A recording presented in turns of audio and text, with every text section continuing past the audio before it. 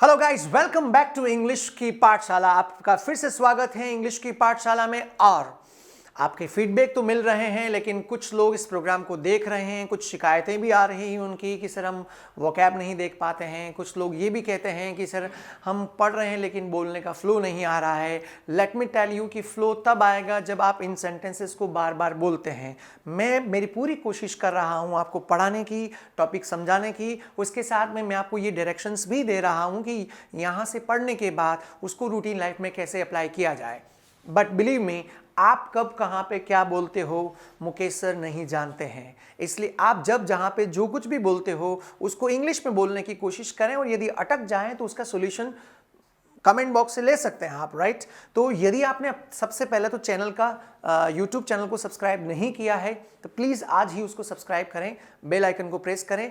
YouTube के search engine में लिखें मुकेश जन्मा, माय नेम इज़ मुकेश जन्मा, और इसी नाम से चैनल बना हुआ है। सब्सक्राइब करें और फेसबुक के पेज को भी आप लाइक करें। किया होगा शायद जो लोग देख रहे हैं लगातार, और जुड़े हुए उनके क्वेश्चंस भी आ रहे हैं लगातार कमेंट बॉक्स में।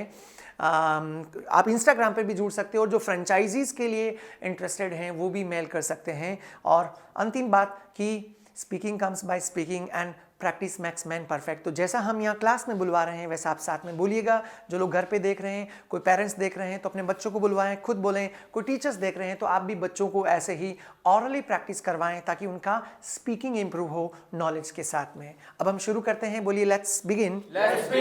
है ना। लास्ट टॉपिक हमने पढ़ा था हैव टू। आज थोड़ा यूनिक और एक्सक्लूसिव टॉपिक है, वो भी स्कूल की लाइफ में अमूमन नहीं आता है। फ्यूचर को बताने के लिए अब तक हमने क्या पढ़ा था, विल। याद है आपको?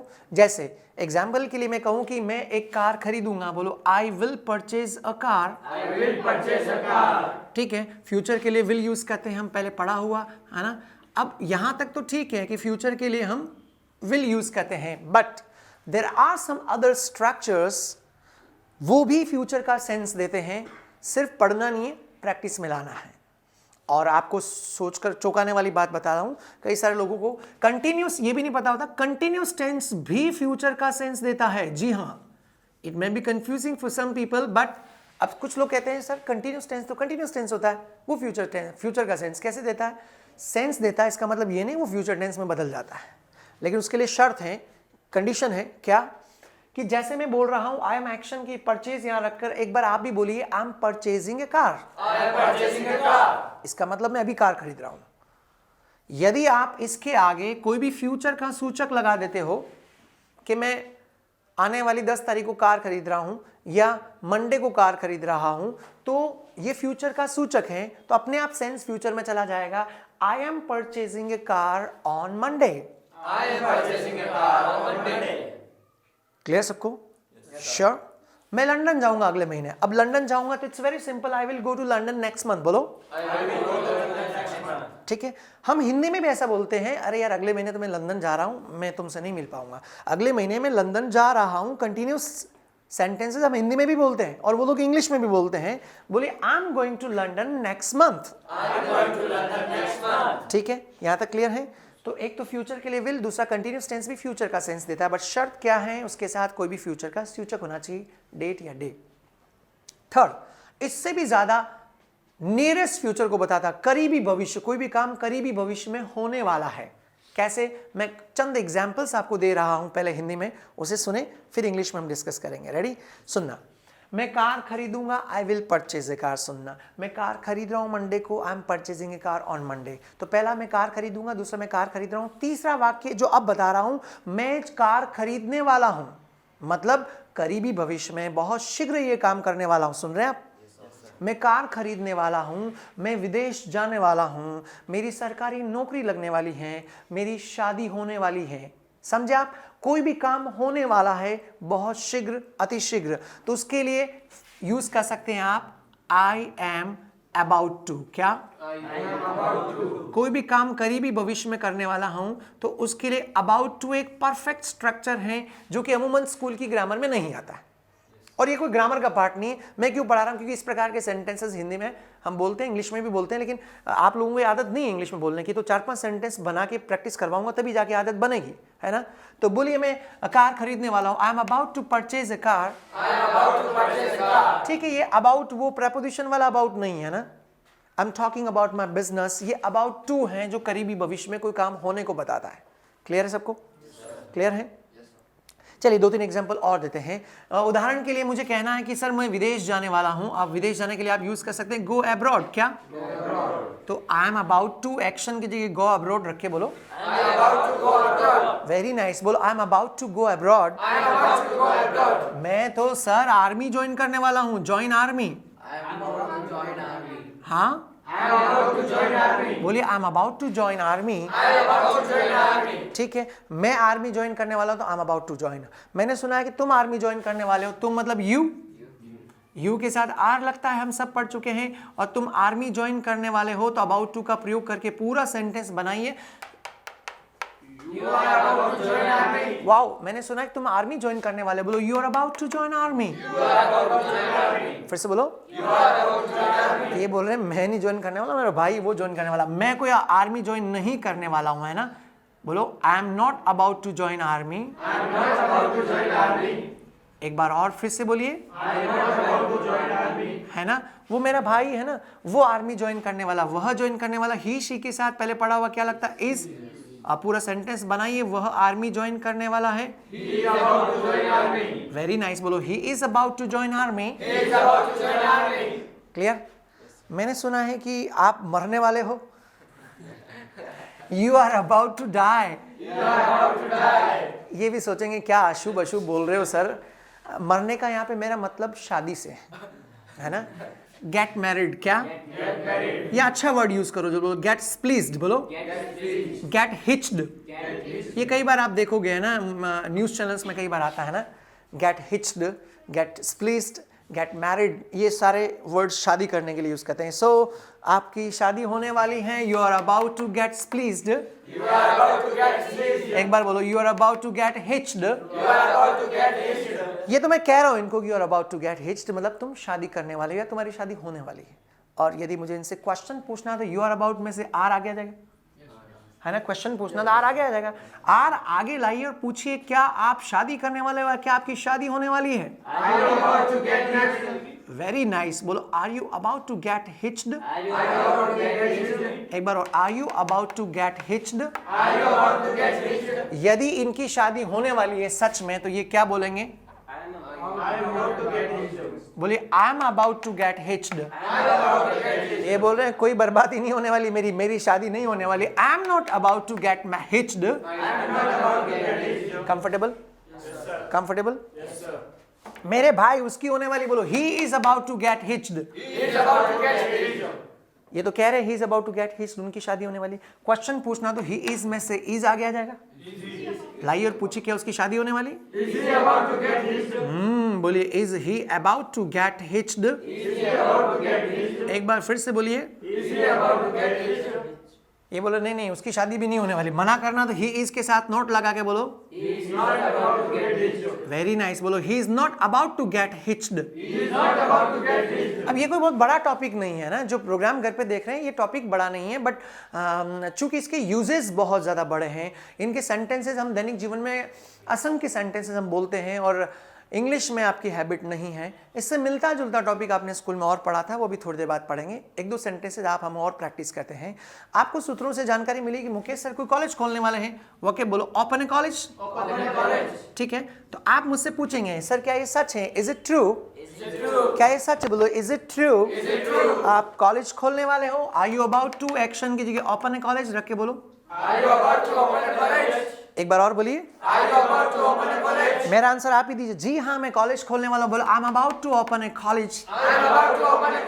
ना बाबा मैं कॉलेज नहीं खोलने वाला हूं। I am not about to open a college. सुना तो है आपने, तो आपके दूसरे वाले सर एक और आपके कॉलीग हैं संदीप जी, क्या वो कॉलेज खोलने वाले हैं, वो खोलने वाले। तो आर ही इज ही अभी पढ़ा। Is he about to action की ओपन ए कॉलेज रख के बोलो वेरी नाइस। बोलिए is he about to open a college. मैं आंसर दे रहा हूँ जी, वो कॉलेज खोलने वाले। बोलो he is about to open a college. मना करना नहीं, वो कॉलेज नहीं खोलने वाले हैं।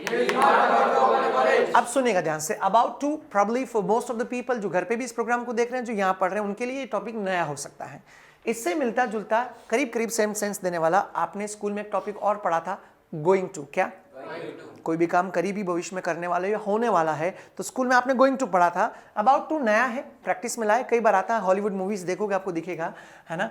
कोई भी काम करने वाला हूं तो उसके लिए आप एक तो अबाउट टू यूज किया, एक और आप यूज करेंगे गोइंग टू, क्या ये मेरी स्लाइड में नहीं होगा, मैं बोर्ड पर लिख रहा हूं, तो यहीं से आप बोलेंगे यस। जैसे मैं कॉलेज खोलने वाला हूं तो एक तो बोला I am about to open a college, ठीक है। दूसरा आप बोल सकते हो उसकी जगह I am going to open a college, बोलो ठीक है, ठीक है, ठीक है। शादी नहीं, मैं शादी नहीं करने वाला हूं, I am not about to get hitched की जगह आप बोलो गोइंग टू लगा के, वेरी नाइस, बोलो I am not going to get hitched, फिर से बोलो, ठीक है। पूछना है तो क्या तुम्हारी शादी होने वाली, पूछा था ना अभी, है ना। Are you about to get hitched, तो अबाउट टू की जगह गोइंग टू लगा के बोलिए, वेरी नाइस, बोलो are you going to get hitched, फिर से बोलो। अब सबसे सस्पेंस वाली बात सुनना एंडिंग में जाते हुए। पहले याद हो आपको, हमने स्लैंग वर्ड पढ़ा था, वन टू का वाना, स्लैंग स्ट्रक्चर्स पढ़े थे ना कि फॉरेनर्स कई सारे शॉर्टकट्स यूज करते हैं, तो वाना बहुत पॉपुलर था। उसके बाद सबसे लार्ज स्केल पे गोइंग टू का भी स्लैंग आता है, स्लैंग स्ट्रक्चर, और वो है गोइंग टू का स्लैंग है गॉना, क्या हॉलीवुड मूवीज में आपको कई बार दिखेगा गॉना का यूज क्या है, गॉना ही दिखेगा, राइट। कोई भी काम करीबी भविष्य में होने वाला है, गॉना गोइंग टू की जगह काम में आता है। तो 2-3 सेंटेंस हम गॉना के ऊपर भी प्रैक्टिस करेंगे। कई बार जो प्रोग्राम घर पे देखते हैं, यूट्यूब के व्यूअर्स भी हमें पूछते हैं, ऐसे स्लैंग स्ट्रक्चर्स आते रहेंगे स्लोली स्लोली, आप जुड़ते रहे हैं ना। तो आप गोइंग टू की जगह क्या लिखेंगे, लगा के बोलेंगे गाना। पूछिए जो भी क्वेश्चन आपने बताया। चलो मैं दूसरा एग्जांपल देता हूँ, जैसे चलो आज से जीडी शुरू करते हैं या डिस्कशन प्रारंभ करते हैं, बोलो स्पार्क डिस्कशन, क्या चर्चा छेड़ना, डिस्कशन छेड़ना है, डिस्कशन शुरू करना, उसके लिए अच्छा वर्ड है स्पार्क डिस्कशन। तो क्या आज आप चर्चा छेड़ने वाले और शुरू करने वाले हो, तो आर यू गोइंग टू की जगह गोना एक्शन की जगह स्पार्क डिस्कशन रखे, स्पार्क की स्पेलिंग गलत लिख दी, बोलो are you going to spark discussion, Are you going to spark discussion? अब गोइंग टू की जगह गोना स्लैंग वर्ड यूज करके बोलो are you gonna spark discussion, Are you going to spark discussion? ये बोल रहे यस सर मैं चर्चा शुरू करने वाला हूं। आई एम गोइंग टू की जगह बोलो I am gonna spark discussion, I am going to spark discussion. नहीं नहीं मैं कोई चर्चा नहीं छेड़ने वाला हूं। I am not going to spark discussion. Good, बोलो I am not gonna spark discussion. I am not going to spark discussion. Meaning दोनों का एक जैसा, about to and going to का, ओके। एक आखिरी एग्जांपल दूंगा फिर हम लिखेंगे। कंडक्ट अ जॉब फेयर, बोलो Conduct a job fair. मतलब क्या होता,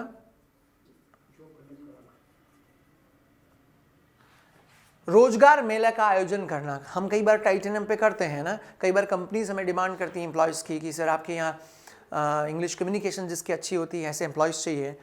तो आपको सूत्रों से जानकारी मिली कि सर आप यहाँ कोई जॉब फेयर लगवाने वाले हो, तो आप पूछेंगे सर आप कोई जॉब फेयर का आयोजन करने वाले हो, तो are you about to action की जगह कंडक्ट जॉब फेयर रख के बोलो। Are you about to conduct a job fair? अब सेम का सेम सेंस इससे भी दोगे, आर यू गोइंग टू की जगह गोना रख के एक्शन की कंडक्ट जॉब फेयर रखकर बोलिए सर क्या आप कोई रोजगार मेला आयोजित करने वाले हो। Are you going to conduct a job fair? स्पष्ट आवाज में बोलो are you gonna conduct job fair. Are you going to conduct a job fair? जी मैं जॉब फेयर आयोजित करने वाला हूँ, बोलो I am gonna conduct job fair. I am going to conduct a job fair. नहीं नहीं मैं कोई जॉब फेयर नहीं लगाने वाला हूँ, बोलो I am not gonna conduct job fair. I am not going to conduct a job fair.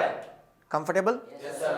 About to nearest future, क्या पढ़ा हमने, विल वगैरह है तो फ्यूचर का सेंस देते हैं। अबाउट टू और गोइंग टू दोनों नियरेस्ट फ्यूचर, कोई भी काम करीबी भविष्य में होने वाला है, समझना तो है लेकिन समझने से ज्यादा इनके ऊपर और कई सारे असंख्य वाक्य बनाने हैं। आप क्या करें, इसको ज्यादा प्रैक्टिस में लाना है। जो लोग प्रोग्राम घर पे देख रहे हैं प्लीज आप भी इसको यही करें। आप क्या करें कि घर पे जाएं, जो भी काम करने वाले हैं आप भी ध्यान से सुने, जैसे चाय पीने वाले हैं, खाना खाने वाले हैं या टीवी देखने वाले, पढ़ाई करने वाले, anything what ever you gonna do, वो करने से पहले उसकी कमेंट्री करनी है। ठीक है, पानी का ग्लास हाथ में लिया तो पीने से पहले बोलिए कि अब मैं पानी पीने वाला हूँ, I am about to drink water. I am about to drink water. फिर गोइंग टू भी बोले I am going to drink water. I am going to drink water. फिर गोइंग टू का स्लैंग क्या है, बोलो I am gonna drink water. I am going to drink water. प्रत्येक काम, जो भी काम आप करते हैं उस हर काम से पहले ऐसे बोलना ताकि मोमेंटम बने। बाकी तो स्पीकिंग में कैसे आएगा, 5 एग्जांपल बोलने से नहीं आएगा। वापस वही बोल रहे हो इतने सालों से जो बोल रहे हो, तो 5 एग्जाम्पल कोई ज़्यादा फ्रूटफुल आपके लिए साबित नहीं होने वाला है, राइट। तो एक काम तो ये करना है, जो भी काम खाना खाने बैठ रहे हो तो बोलो I am about to take dinner, I am about to take lunch, मैं ब्रंच लेने वाला हूँ, भूख लग रही है ना। ब्रंच क्या होता है पता सबको? ब्रेकफास्ट और लंच के बीच में कुछ भी खाते हैं उसे हम ब्रंच कहते हैं। तो भूख लग रही है, टाइम हो गया, तो I am about to take brunch, okay. तो ऐसे आप बोलना है एक काम। दूसरा काम क्वेश्चन पूछना है ना, जैसे मम्मी खाना बनाने की तैयारी कर रही है तो मम्मी को पूछिए मम्मी आप खाना बनाने वाले हो क्या, क्वेश्चन पूछना है। Are you about to cook food, है ना, are you going to cook food, are you gonna cook food. जो भी काम, जैसे आपका भाई पढ़ने वाला तो पूछिए आप पढ़ाई करने वाला, आर यू गोना स्टडी, बोले कुछ भी काम होने वाला है उस व्यक्ति से पूछना है। इन 2 स्टेप में यदि आप प्रैक्टिस करते हो तो ये अबाउट टू और गोइंग टू आपकी जुबान पर आ जाएंगे, राइट। काफी आज के लिए, बोलो इट्स इनफ। जिस प्रोग्राम को देख रहे हैं वीडियो के माध्यम से, हम आपके लिए इसकी ज्यादा वोकैबुलरी के साथ स्लाइड प्ले कर रहे हैं। आप उस स्लाइड को लिखना है। हम इस स्लाइड को सिर्फ 5 सेकंड के लिए प्ले करेंगे। यदि कोई टीवी पर देख रहा है तो आप इसको नेक्स्ट डे यूट्यूब पर जाके देखें और पूरी स्लाइड को लिखें, क्योंकि हमारे पास समय की कमी होती है। तो ये रही आपके लिए स्लाइड। जो स्लाइड में दिख रहा है are you about to, I am about to, I am not about to, इसकी जगह आप आर यू गोइंग टू भी लिखें, नीचे वाली वोकैबुलरी लिखें और इसकी मीनिंग निकाल कर प्रैक्टिस करें। यह रही आपके लिए स्लाइड। आपको भी स्लाइड लिखवा दी जाएगी, आप भी ऐसे ग्रुप में प्रैक्टिस करें। आप प्रैक्टिस करने के बाद होमवर्क भी करते रहें। ये कुछ अच्छी आदत है। कुछ लोग फेसबुक पर कमेंट बॉक्स में होमवर्क भी भेज रहे हैं सेंटेंसेस बना बना के। तो it's a very good initiative. यदि आप सब करें तो वंडरफुल आइडिया। इससे आपका रिटर्न भी चेक होता रहेगा। हमारा पूरा डिपार्टमेंट लगा रखा है इस चीज़ को देखने के लिए।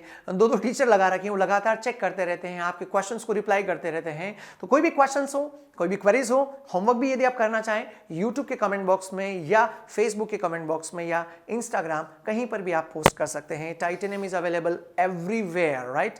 आज के लिए इतने काफ़ी। आप पूछते रहिए क्वेश्चंस, कमेंट बॉक्स में लिखते रहिए। और फ्रेंचाइजीज के लिए यदि किसी की इंटरेस्ट है, किसी को लगता है कि मेरे अंदर पोटेंशियल है, क्वालिटी है और वो इस फील्ड में आना चाहता है अपना करियर, टाइटेनियम पूरी मदद करेगा। ट्रेनिंग से लेके बिजनेस एवेल्युएट भी हम करेंगे, मार्केट सर्वे से लेके टोटल काम। So you can contact for that. Email ID दे रखा लास्ट में, या फेसबुक के कमेंट बॉक्स में आप इंक्वायर कर सकते हैं। आज के लिए इतने काफ़ी। आप देखते रहिए इंग्लिश की पाठशाला। See you in the next programme, in the next class. Till then, ciao, take care, thank you.